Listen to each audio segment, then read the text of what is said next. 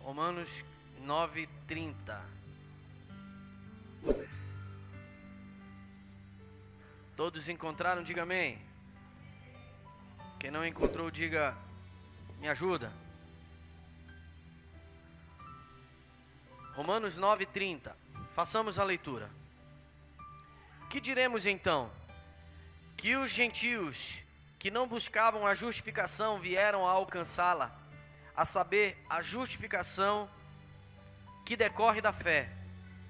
E que Israel, que buscava a lei de justiça, não chegou a atingir essa lei. Por quê?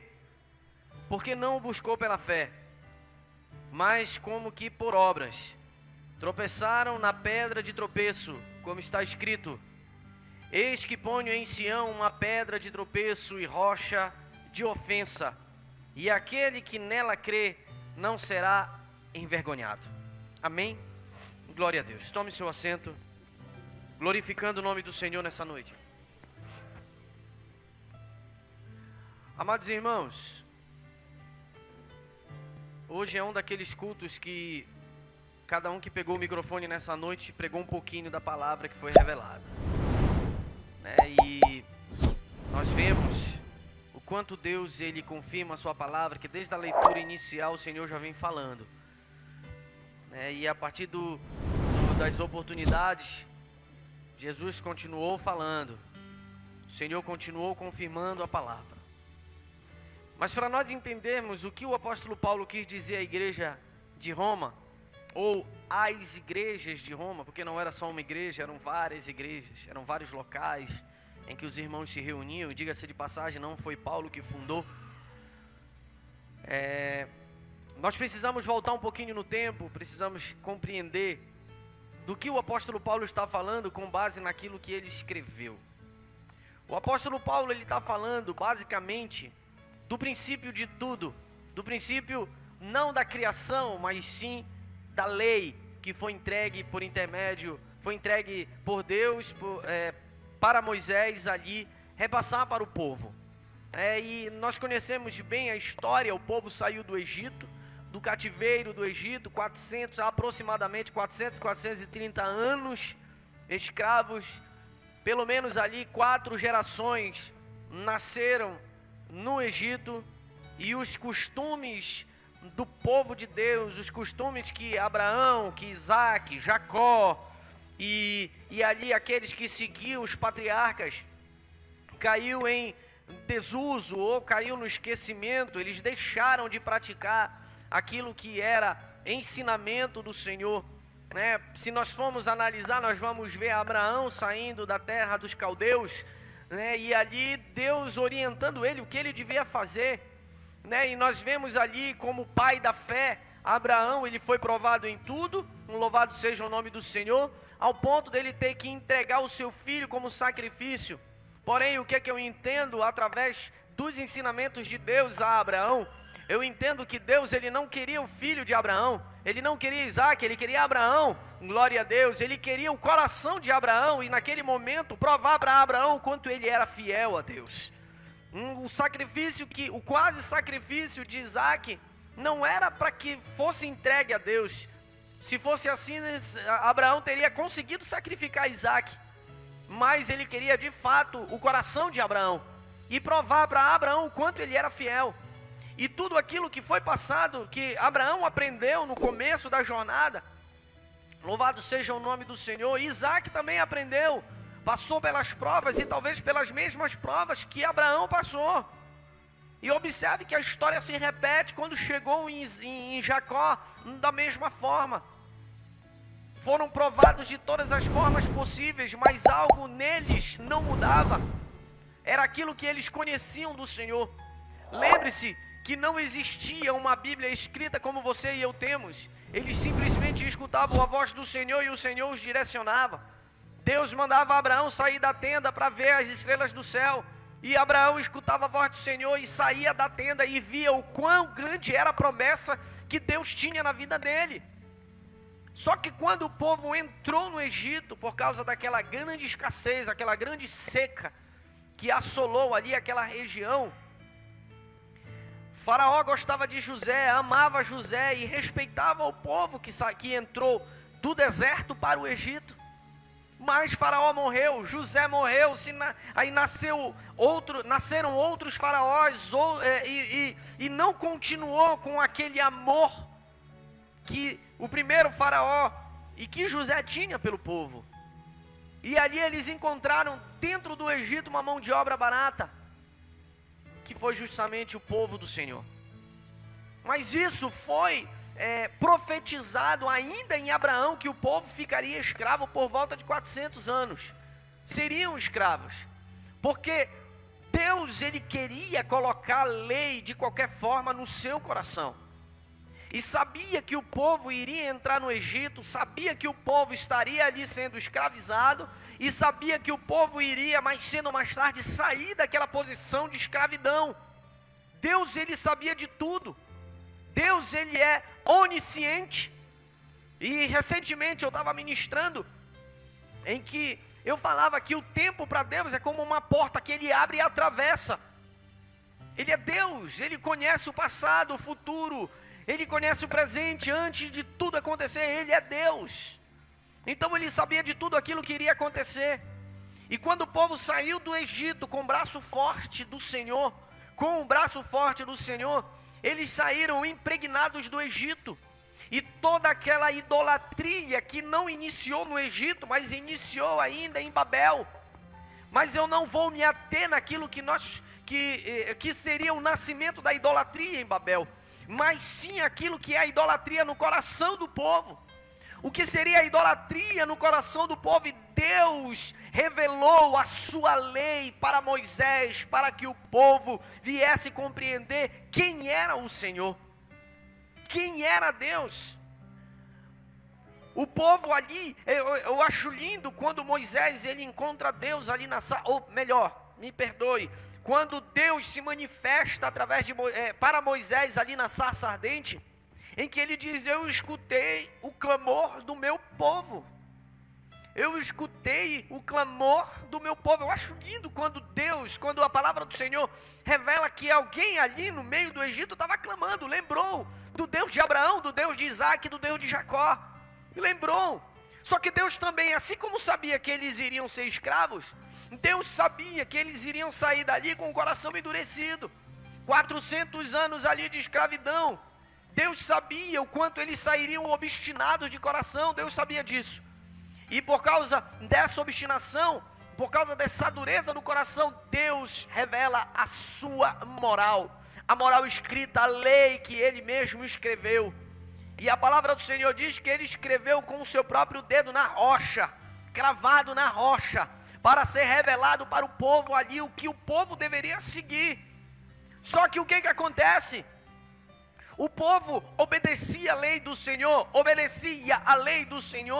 ou deveria pelo menos obedecer, porque nós conhecemos a história, e foram 40 anos de pura obstinação e dureza de coração. Uma jornada que era para durar 40 dias, estava ali, iria se perpetuar por 40 anos. Por 40 anos, era uma jornada de 40 dias, até a terra prometida. Ou seja, o povo que estava ali escutou a lei, o povo que estava ali entendeu a lei, mas o povo que estava ali não obedecia a lei, não obedecia a palavra de Deus. Deus dizia: lave as suas vestes, Deus dizia: purifique o seu corpo, Deus dizia o que eles deveriam fazer para se manter puro em santidade. Porém, era só por fora, por dentro, eles não permitiram que Deus entrasse no coração deles. Deus, ele se manifestou com poderes, se manifestou com prodígios. Foram as pragas, foi no Monte Sinai que fumegava, foi o maná, foi carne vindo de tudo quanto é lado, coluna de fogo, a nuvem cobrindo eles durante o dia, a sandália que não se consumiu, mas ainda assim não criam, ainda assim eram obstinados, sentiam saudades do Egito. Sentiam saudades. E pasmem, meus irmãos, admirem-se, ainda hoje é assim. Ainda hoje eles são legalistas. E se o sinédrio for restabelecido, como diz a palavra do Senhor, que tudo vai se cumprir na construção do terceiro templo, eles vão demonstrar ainda mais obstinação daquilo que verdadeiramente é e o que tem no coração deles. Daquilo que continuou, que iniciou lá no deserto, saindo do Egito, permaneceu ali no período de Cristo, a ponto de crucificá-lo, e chegou até o nosso período. Eles são obstinados de coração duros, porque eles viviam a lei de Deus por fora, e Jesus chamava esse povo de hipócrita. Se o teu boi ou o teu filho cair no poço dia de sábado, tu não vai lá e salvar eles, ou tu vai deixar eles morrer lá dentro do poço. Entenda bem, o que Deus ele quer falar para nós, que naquele momento em que a lei foi revelada, a lei só revelou de fato o pecado do povo. Cumprir a lei, obedecia a lei do Senhor que foi entregue, a moralidade de Deus foi entregue ali para eles, cumpria, estava tudo bem. Se não cumprisse, se não obedecesse, o que acontecia? Eles seriam punidos porque a lei só veio revelar o pecado, e não deveria ter sido dessa forma, porque Deus, o povo deveria ter deixado Deus entrar no seu coração, mas o povo não permitiu. O povo não permitiu Deus entrar no coração deles, porque existia tudo, estava tudo oculto no coração deles, estava tudo oculto. Aí vem o período de Cristo, só que ainda em Jeremias, quando o templo foi destruído pelos babilônicos, Deus ele falou por intermédio de Jeremias: farei uma aliança com o meu povo que será inquebrável, e essa aliança não será feita na carne, mas sim no seu coração. Essa aliança ela não será feita na circuncisão, mas sim farei a circuncisão no seu coração. A minha lei, porém, colocarei no seu coração. Por isso que a lei escrita, a lei entregue a Moisés, não poderia brilhar no coração deles, porque ainda que eles estivessem bem por fora, o seu coração habitava trevas, havia trevas, e porque o coração deles havia trevas, ali não existia espaço para a luz de Deus habitar neles. Não havia espaço para aquilo que a plenitude de Deus está habitando no coração do povo. Preste bem atenção o que diz em João, capítulo de número 1 João, capítulo 3. 1 João 3, diz assim a palavra do Senhor. 1 João, capítulo de número 3, versículo 4, diz assim a palavra do Senhor: todo aquele que pratica o pecado também transgride a lei, porque o pecado é a transgressão da lei. Deus está mostrando ali o que é pecado. Deus está mostrando para o seu povo o que é o pecado. É transgredir a lei. Agora eu pergunto para você, você acha que é muito diferente do período de Moisés, se perpetuando até o período de Cristo, do tempo que nós vivemos hoje? Não, meus irmãos, eu acredito que seja até pior, A palavra do Senhor diz que aquele que pratica o pecado, ele novamente crucifica o Senhor, ele novamente estará crucificando a Deus. Romanos capítulo de número 3, louvado seja o nome do Senhor, Romanos 3, versículo 23, vai dizer assim a palavra do Senhor, Romanos 3, 23, louvado seja Deus: pois todos pecaram e carecem da glória de Deus. Versículo 24, sendo justificado gratuitamente por sua graça, mediante a redenção que há em Cristo Jesus. Glória a Deus, porque Deus, Ele deixa, graça, é favor imerecido, nós não merecemos, é um dom de Deus, e Deus, Ele deixa diante de nós o favor imerecido. Nós não merecemos nem a graça, glória a Deus, mas Ele deixa diante de nós para que nós venhamos de fato cumprir a lei que é em Cristo Jesus. Jesus, Ele é o final da lei, o cumprimento da lei. Em Cristo toda a lei foi cumprida, E a partir do momento que eu transgrido a Cristo, eu estou transgredindo a lei. É como se eu estivesse crucificando o Senhor novamente. E a palavra do Senhor diz que a salvação veio para todos. Preste bem atenção. A salvação veio para... a salvação, ela veio para muitos. Não veio para todos. A salvação veio para muitos, mas nem todos receberam. Nem todos receberam a salvação. Porque Deus é mau? Porque Deus não quis salvar todos? Não. Porque existem aqueles que são ainda obstinados de coração. Existem aqueles que têm um coração endurecido. Existem aqueles que a obra de Deus está diante dele, mas ele não se movimenta, a pessoa não se movimenta para absolutamente nada. E depois questiona a Deus, por que está acontecendo? Questiona o Senhor, por que está acontecendo? A obra de Deus, o Senhor Ele coloca diante de nós. A salvação veio para muitos, a obra do Senhor veio para muitos, mas nem todos aceitaram aquilo que Deus colocou diante deles. Romanos capítulo 8, versículo de número 29, vai dizer exatamente isso. Glória a Deus. Como Isaías já disse, se o Senhor dos Exércitos não nos tivesse deixado descendência, nós nos teríamos tornado como Sodoma e semelhante a Gomorra. Você vê a misericórdia de Deus sendo manifesta através da palavra? Mas olhe só, Deus ele diz que essa geração, a geração que não aceita Cristo, é pior que Sodoma e Gomorra. É pior que Sodoma e Gomorra. Imagine o juízo que vem para essa geração. Imagine o juízo que vem para esse povo. Romanos 10, 21. Olha o que diz em Romanos capítulo 10, versículo 21. Quanto a Israel, porém diz, todo dia estendia as mãos a um povo desobediente e rebelde. Deus ele pode ser onipotente, onipresente, onisciente. Mas uma coisa é certa, Ele deixa você livre para fazer o que é certo. Ele deixa você e eu livre, Ele nos deixa livre para fazer o que é certo. E essa palavra aqui, quando nós lemos em Romanos, em Romanos 10, 21, todo dia estendia as mãos a um povo desobediente e rebelde. Vem mostrar a misericórdia de Deus e como Deus ele é longânimo, Ele é paciente com as nossas vidas. Chegará um momento, meus irmãos, que vai cumprir a palavra do Senhor.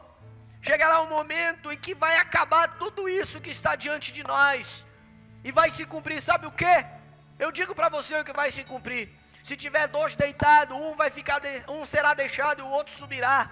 Se tiver dois moendo, um será deixado e o outro subirá. Porque não aceitaram o Senhor, não obedeceram à lei do Senhor, não obedeceram a Cristo, que é o final da lei. Entenda bem, que talvez, muitos achem que no período de Moisés a lei era muito dura. Mas João Batista provou para nós, através da palavra de Deus, que o período de Cristo talvez seja muito pior. Porque naquele momento, João Batista era o último profeta da lei, era o último profeta do Antigo Testamento, veio Cristo. E naquele momento, João Batista dizia, arrependam-se, porque virá um que é mais poderoso do que eu não sou digno de nem desatar as sandálias, as correias da sua sandália. Eu batizo com água para arrependimento, mas ele virá batizando com o Espírito Santo e com fogo. Ele tem na mão a pá e colocará o trigo no celeiro, e a palha seca ele lançará no fogo que nunca se apagará. Ainda tem gente que não acredita que Cristo vem buscar a sua igreja. Ainda tem gente que está dormindo. Culto de doutrina era o culto mais importante, era para essa casa estar lotada. E o povo está dormindo, choramingando. para não vir para o culto de doutrina aprender a palavra de Deus. E sabe o que acontece? É um povo frouxo, é um povo que está morrendo e não percebe.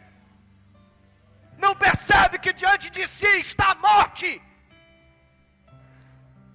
quando deveriam estar vivendo Cristo.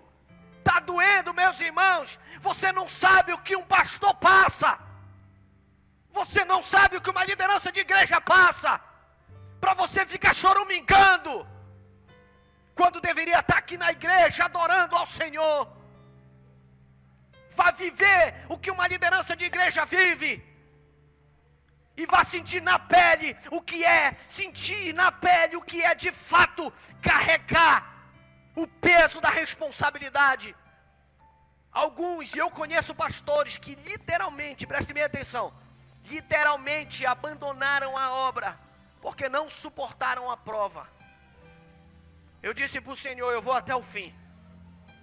Eu falei para o Senhor, eu vou até o fim. Se o Senhor fechar, não foi por culpa minha, porque eu me entrego, porque eu faço aquilo que está ao meu alcance. Enfermo eu estou aqui, com problemas e muitos eu estou aqui. E olha como a igreja está. Tem gente assistindo TV, tem gente dormindo, tem gente passeando na praça. Eu não sei nem se está chovendo, mas nós estamos aqui.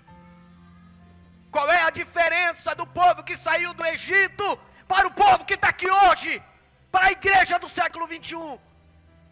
Eu ouso dizer e afirmo, talvez seja pior essa geração, que Jesus mesmo falou, é pior do que Sodoma e Gomorra. O juízo vem pior para essa geração, em que deveria estar aqui na igreja adorando ao Senhor. Todos os dias, meus irmãos, todos os dias nós somos convidados ao arrependimento. Romanos capítulo 11, versículo de número 20, vai dizer, correto, eles foram quebrados por causa da incredulidade, mas você continua firme mediante a fé. Versículo de número 23, eles também, se não permanecerem na incredulidade, serão enxertados, pois Deus é poderoso para os enxertar de novo. Deus está dando a oportunidade para um povo fazer a obra. Deus está dando a oportunidade. Agora eu coloco diante de você, eu não, Senhor. Deus também, Ele coloca diante de nós, diariamente, a escolha. Eu escolhi servir. Eu escolhi dormir. Eu escolhi parar. Eu escolhi não fazer nada. Diariamente. Romanos 2, 6, 8. Romanos capítulo de número 2. Versículo 6. Que retribuirá a cada um segundo as suas obras. A vida eterna aos que, perseverando em fazer o bem, procuram glória, honra e incorruptibilidade. Mas a ira, a indignação para os egoístas que desobedecem à verdade e obedecem à injustiça. Diz a palavra do Senhor. Eu não sei o que falta mais acontecer. Eu não sei o que falta mais acontecer. Deus está dando todos os sinais. Está estreitando. E parece que o povo não entende. Parece que o povo não entende o que Deus está falando. Parece que o povo não entende o que o Senhor está falando através da sua palavra. E quem começou essa pregação foi você. Cada um que pegou esse microfone hoje, não fui eu não. Quem começou essa pregação foi você. Desde a leitura oficial da palavra até a última oportunidade, falando exatamente a mesma coisa. Falando exatamente a mesma coisa. E o que nós vamos ficar fazendo? Dando desculpa? Dormindo? Eis que estou à porta e bato. De que lado Jesus está na tua vida? Do lado de dentro ou do lado de fora?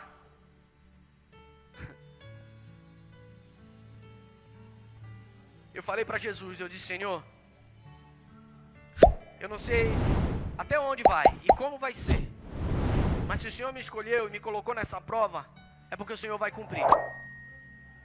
O Senhor vai cumprir a promessa, o Senhor vai cumprir a bênção, eu creio, verdadeiramente eu creio. que o Senhor vai cumprir.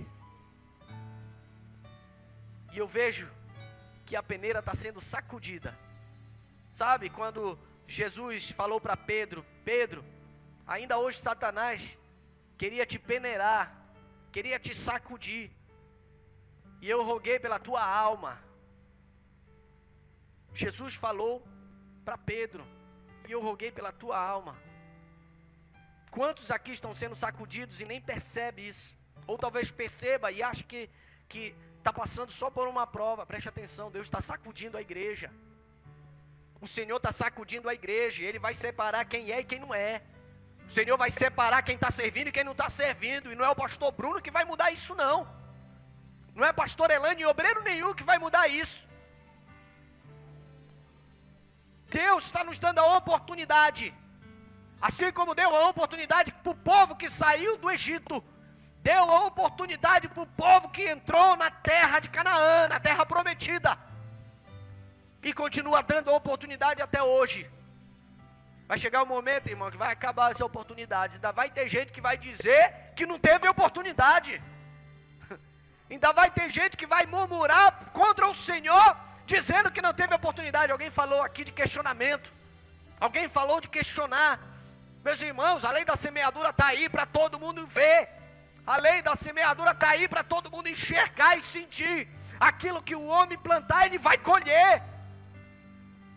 Aquilo que o homem plantar, ele vai colher, não tem jeito. O que nós estamos plantando? O que a igreja está plantando? O que de fato nós estamos plantando hoje? Não, eu posso fazer uma pergunta talvez até mais simples.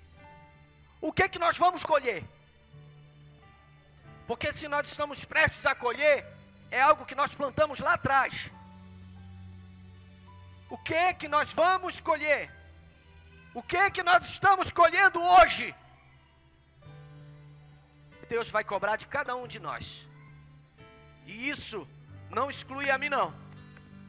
Deus, Ele vai cobrar de cada um de nós. O que nós temos apresentado para o Senhor? Sabe a parábola dos talentos? Será que nós estamos enterrando? E pelas nossas palavras nós seremos julgados. Pelas nossas palavras seremos julgados. Eu te convido a ficar de pé em nome de Jesus.